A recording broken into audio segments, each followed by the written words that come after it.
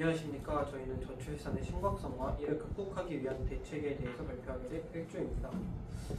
일단 먼저 저출산의 원인과 심각성에 대해서 발표를 해주도록 하겠습니다. 안녕하세요. 저는 사회복지학 전공 강예린입니다. 먼저 저출산의 원인과 심각성에 대해 소개해드리겠습니다.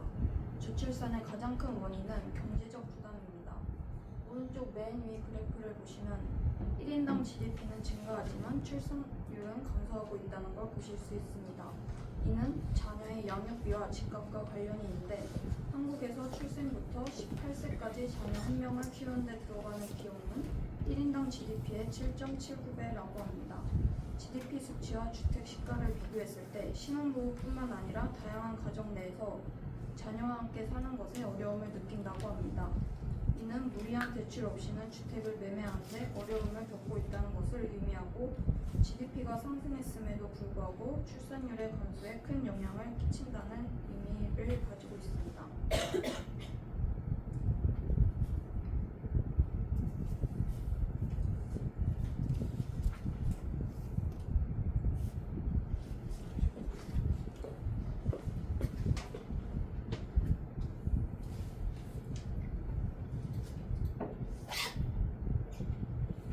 자, 그거 잠겨.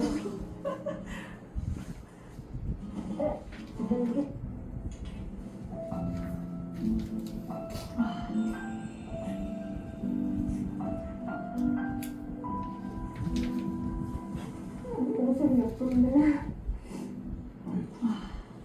너무 늙은 것 같아. 네. 전화가 할 것 같아.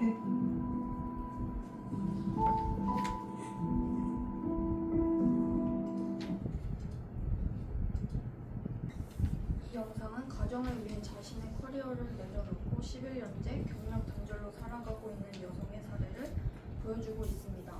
이는 OTT 프로그램의 영향과 현실적인 경력 단절의 문제로 많은 사람들이 결혼과 출산의 부담감을 느끼게 한다고 합니다. 저출산의 원인에 대해서 알아보았는데요. 옆에 사진에 보이는 것처럼 다양한 원인들이 있었는데 저희가 토의를 하면서 나왔던 원인들 중에 크게 두 가지였던 경제적 부담과 그다음에 경력 단절에 대한 이유를 살펴보았습니다. 보여드린 영상에서처럼 특정 직업이나 이런 경력이 정말 우선하고 또 젊은 나이에 많은 일들을 할 수 있는 그런 직업에서 자신의 커리어를 내려놓고서는 사회적 진출보다는 자신의 가정들을 되돌아보는 데 있어서는 또 경력 단절이 이런 육아의 부담으로서 다가오지 않을까 하는 생각이 들었습니다. 다음으로는 그래서 어떻게 하면 이 저출산을 극복할 수 있을까에 대한 문제인데요. 저희는 이 저출산에 대한 극복을 경제적인 초점에 대해서 한번 맞추어서 발표를 해주시겠습니다.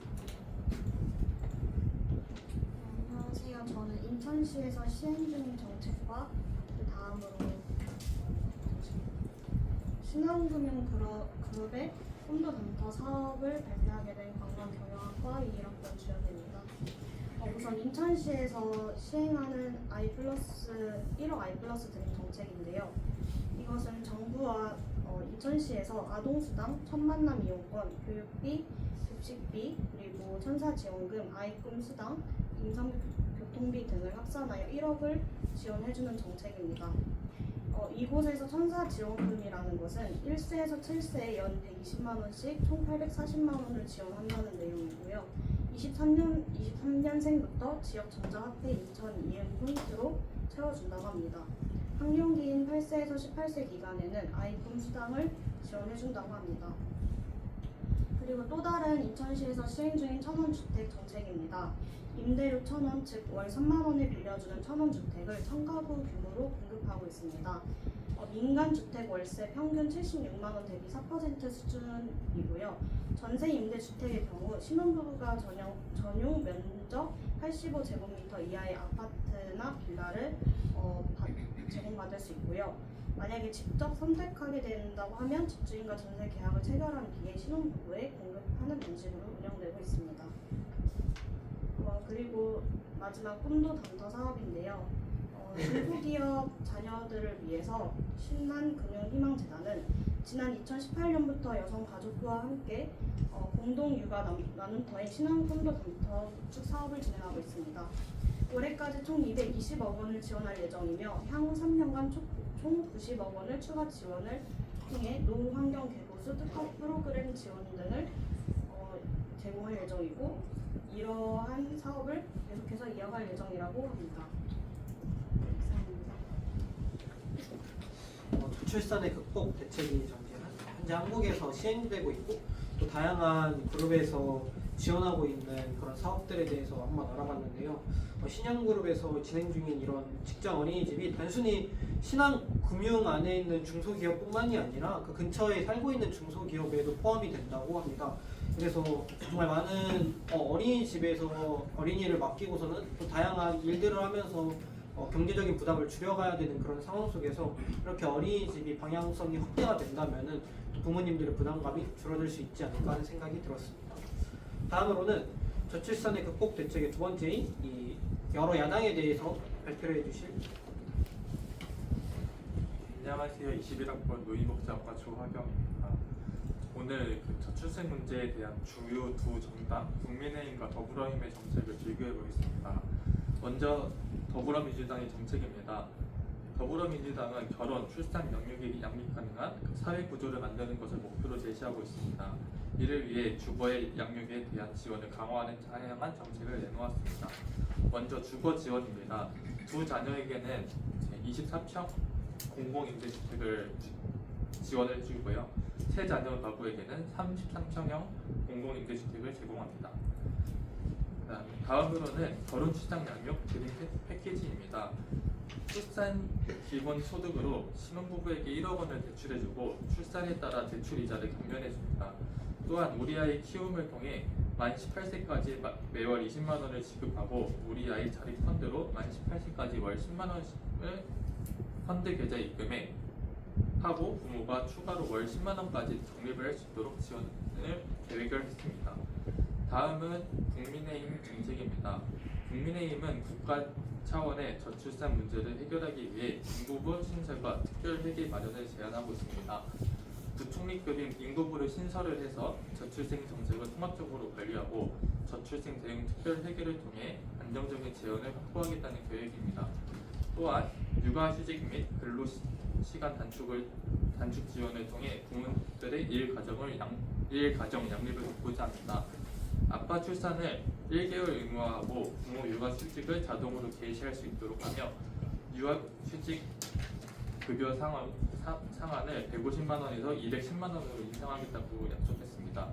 여기에 더해 초등학교 3학년 때까지 유급 자녀 돌봄 효과를 신설하여 부모들이 자녀를 돌보는 부담을 덜어주겠다는 목표입니다. 네, 감사합니다. 저출산의 극복 대책에 대해서 여야당에 대한 대책에 대해서 알아보았는데요. 더불어민주당에서 말을 하고자 하는 것 중에 좀 들어왔던 내용들은 이 공공임대 제공에 대한 내용이 많이 들어왔던 것 같고 국민의힘에 대한 대책에 대해서는 육아휴직 및 근로시간 단축에 대해서 엄마만 양육에 부담감을 가지는 것이 아니라 가족 공동체 전체가 아빠도 그거에 대해서 책임감을 가지고 건강하게 가족 생활을 할 수 있는 것에 대해서 지원해 주는 것이 인상 깊었다고 생각이 듭니다. 질문 있어요? 예. 이 지금 여당 야당의 저출산 대책이 몇 년도 자료예요? 22년도 22년. 올해입니다. 올해인가요? 아직 실현되어 있는 건 아니지만 이렇게 하겠다고 하는 그런 대책 아니잖아요, 그렇죠? 4.15 때 총선 때 발표했던 자료. 지금 실행되고 있나요? 아직 지금 현재까지는 법안이 제출되지 않았다고 들었습니다. 그냥 서류상 이렇게 할 것이다라는 건데 입론되고 입법화되지 않은 거잖아요, 그렇죠? 말씀해 주신 것처럼 아직 시행되지는 않았지만 또 시행이 된다면은 저출산 문제에 대해서 조금은 기대해 볼 수 있는 효과가 있지 않을까 하는 생각이 듭니다. 다음은 다른 국가의 저출산 정책입니다. 저출산에 대한 문제는 한국만의 문제로는 생각이 들지 않습니다. 한국의 출산율을 보면은 현저히 낮지만 다른 국가들도 비슷한 저출산의 문제를 겪고 있습니다. 그렇기 때문에 이에 대해서 발표해 주시겠습니다. 안녕하세요. 신학과 23학번 허세훈입니다. 우리나라 외에 다른 국가의 저출산 정책으로는 여러 가지가 있는데 그 중에서도 저출산이 심각한 국가인 일본, 독일, 프랑스의 정책에 대해서 발표하려고 합니다. 먼저 일본은 일과 양육의 대한 공적 지원을 중요시하는 정책을 내세웠습니다.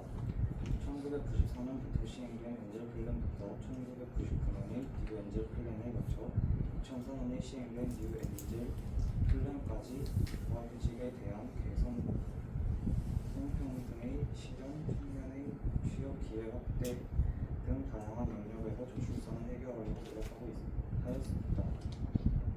다음으로는 독일과 프랑스는 재정적인 지원을 넓히는 정책을 시행하였습니다. 독일은 출산 시에 아이가 만 25세가 될 때까지 매월 수당과 보조금, 세금 공제 혜택을 제공하고 박사 과정까지의 학비를 무료로 해주는 정책을 펼쳤습니다. 프랑스는 국립가족수당 기금을 통해 소득에 따라 받은 수당, 보조금, 지원, 그리고 이러한 혜택을 받을 수 있는 대상을 확대하는 등 더 많은 사람이 지원을 받을 수 있도록 하였습니다.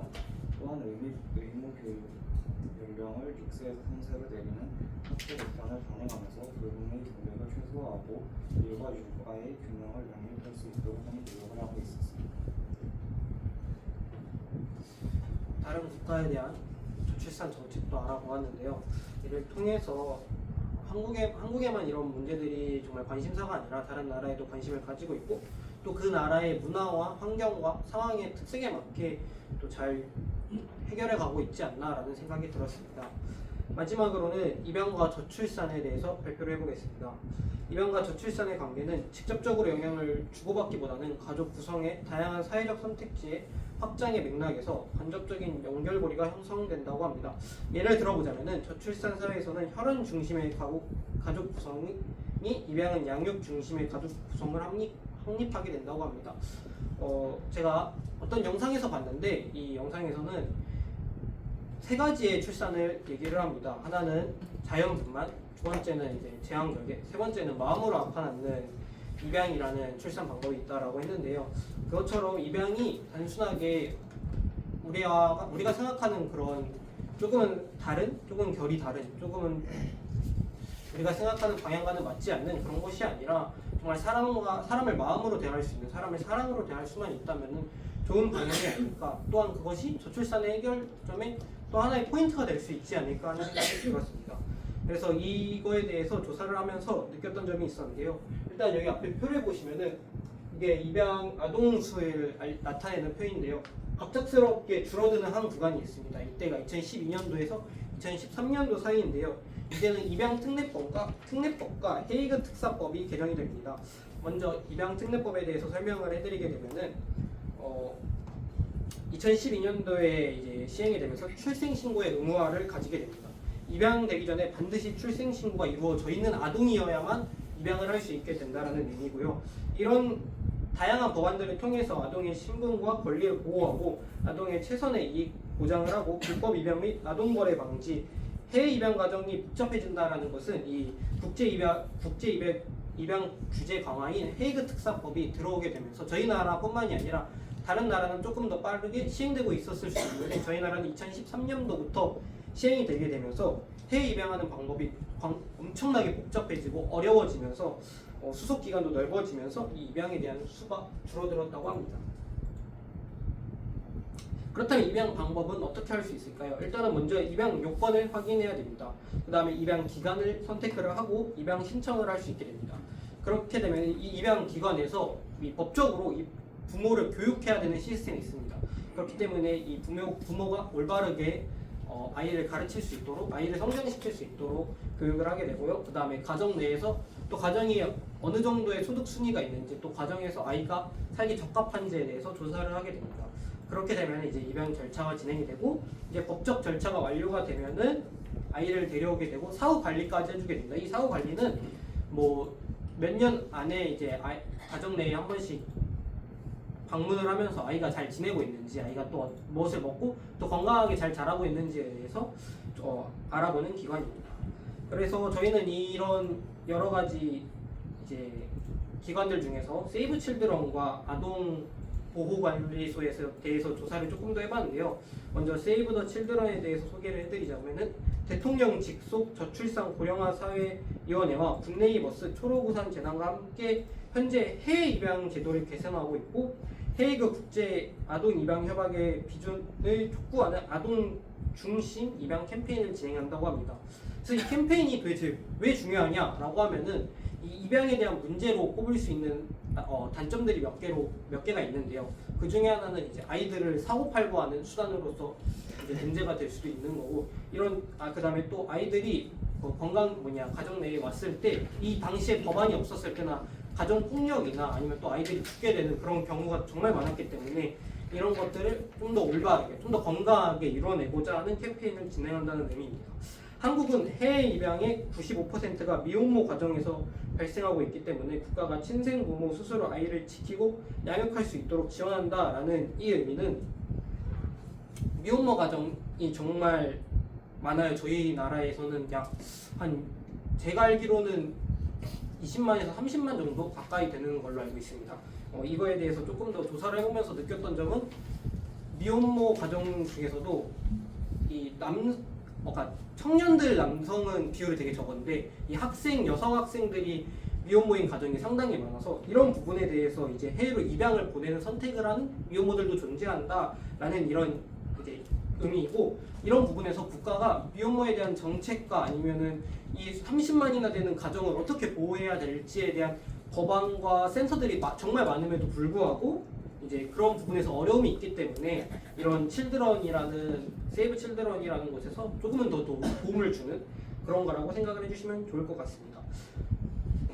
그렇게 이제 알아보면 될 것 같고, 그 다음에 또한 임산부를 위한 아이맘키트, 건강한 양육을 위한 아이 키우기 좋은 부산 긍정 양육 콘센트라 그래가지고 다양한 사람들이 입양이나 뭐 이런 부분에 대해서 인식이 개선될 수 있게 콘서트나 캠페인을 진행하면서 그 사람들과의 이런 벽을 허물어가고 있는 시점이라고 저는 생각이 듭니다. 다음은 아동권리보장원에 대해서 알아보도록 하겠습니다. 아동권리보장원은 아동정책에 대한 종합적인 수행과 아동복지 관련 사업의 효과적인 추진을 위하여 필요한 정책의 수립을 지원하고 사업평가 업무를 수행하는 곳이라고 간단하게 설명을 할 수 있을 것 같은데요. 앞서 설명드렸던 곳 중에 입양기관 선택을 하는 곳이 있었고, 또한 사후관리와 입양 절차를 진행해주는 이 곳이 이제 아동권리보장원이라고 생각을 해주시면 됩니다. 아동권리보장 입양인지센터에서는 입양 이후에 아동이 가정에서 원만하게 적응하고 성장할 수 있도록 생애 주기별 정보 서비스를 제공하고 입양인의 가족과 권익 복지 지원을 하게 됩니다. 또한 여기서 더 중요한 부분은 전 이 부분이라고 생각을 하는데요. 정말 많은 입양센터와 시스템이 있음에도 불구하고 아동권리보장원에서만 하고 있는 일은 입양인 입양 정보 공개 청구와 가족 찾기 프로그램입니다.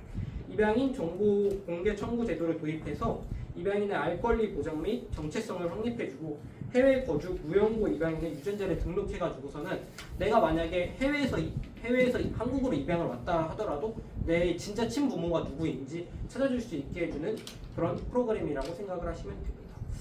그 다음에 입양 관련 사업에서는 조금 더 찾아보자면은 입양 기록물의 연구 보존 사업이라 그래가지고서는 정부 입양기관 입양 업무를 수행하였던 아동시설과 협력 체계를 구축해가지고서는 입양인의 입양 배경, 친생 부모 인적 사항 등을 아까 전에 말씀드렸던 이제 해외 입양인 부모뿐만이 아니라 국내에서도 나의 진짜 부모를 찾고 싶다면은 이 연구 보존 사업을 통해서 찾을 수 있었고, 그다음에 입양 교육이라는 것을 통해서 공통 교육이 이제 앞서 말씀드렸던 것 중에 하나인 이 입양 특례법상 예비 입양 부모를 교육하게 되면서 어떻게 하면은 이 아이들은 어떻게 보면 저희가 부모님이 배 아파서 낳는 아이들과는 조금은 다르기 때문에 이 아이들을 어떻게 하면 건강하게 키울 수 있는 것인지, 또 아니면은 그 아이들이 또 부족한 것을 어떻게 채워줄 수 있을 것인지에 대해서 심화적으로 교육해주는 프로그램이라고 생각을 하시면 되고, 입양인 사후 서비스 지원 사업은 국내 입양기관 단체 및 자조 모임, 국내 현지 입양 단체를 대상으로 해서